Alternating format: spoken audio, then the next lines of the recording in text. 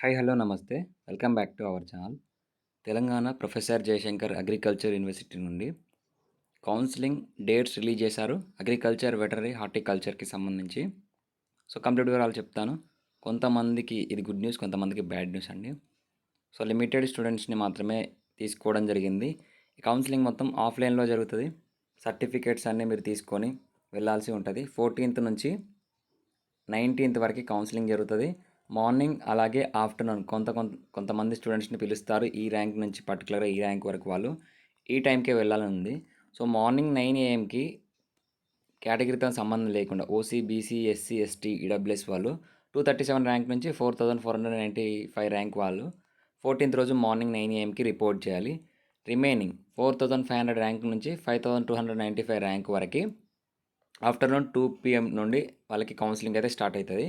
అలాగే 15th రోజున morning 9 ఏఎంకి 5303 rank నుంచి 7000 ర్యాంక్ వరకు వాళ్ళకి కౌన్సిలింగ్ జరుగుతుంది. సర్టిఫికేట్స్ అనేది మీరు మీ ఒరిజినల్ సర్టిఫికేట్స్ అన్నీ వాళ్ళు చూసి వెరిఫై చేసి ఏ కోర్సులో సీట్ వస్తుంది, ఏ కోర్సులో వేకెన్సీ ఉందని చెప్తూ ఉంటారు. సో, 2 పీఎంకి మీకు 7013 ర్యాంక్ నుంచి 8788 ర్యాంక్ వరకు. అలాగే 16th రోజున మార్నింగ్ 9 ఏఎంకి 8805 ర్యాంక్ నుంచి 10698 వరకు. అలాగే ఆఫ్టర్నూన్ 10704 ర్యాంక్ నుంచి 12996 ర్యాంక్ వరకు. అలాగే 17th రోజు మార్నింగ్ 9 ఏఎంకి 13004 ర్యాంక్ నుంచి 15300 ర్యాంక్ వరకు. అలాగే 17th రోజు ఆఫ్టర్నూన్ 15305 ర్యాంక్ నుంచి 17800 ర్యాంక్ వరకు. అలాగే 18th రోజున మార్నింగ్ 9 ఏఎంకి 17806 నుంచి 20291 ర్యాంక్ వరకు. అలాగే ఆఫ్టర్నూన్ 20302 ర్యాంక్ నుండి 22997 వరకు కౌన్సిలింగ్ పిలుస్తారు. నెక్స్ట్ లాస్ట్ రోజు 19th రోజు మార్నింగ్ 23002 ర్యాంక్ నుంచి 25996 ర్యాంక్ వరకు. అలాగే నెక్స్ట్ 2 పీఎం నుండి 26000 నుంచి 29999 వరకు.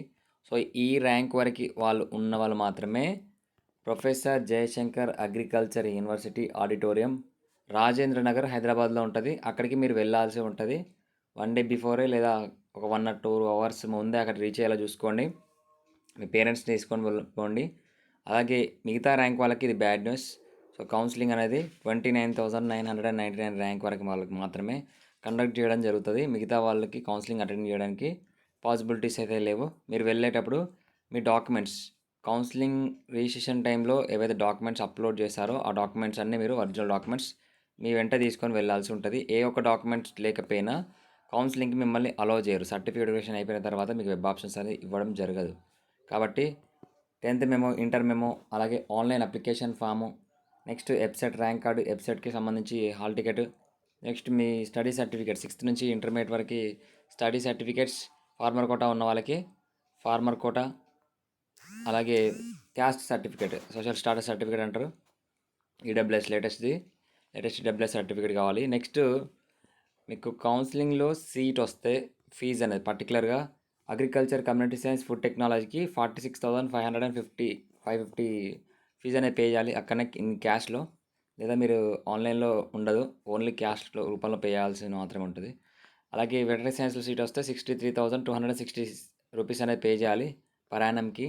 అలాగే ఫిషరీస్ సైన్స్లో సీట్ వస్తే 48,130 రూపీస్ అనేది పర్ సెమిస్టర్కి పే చేయాలి.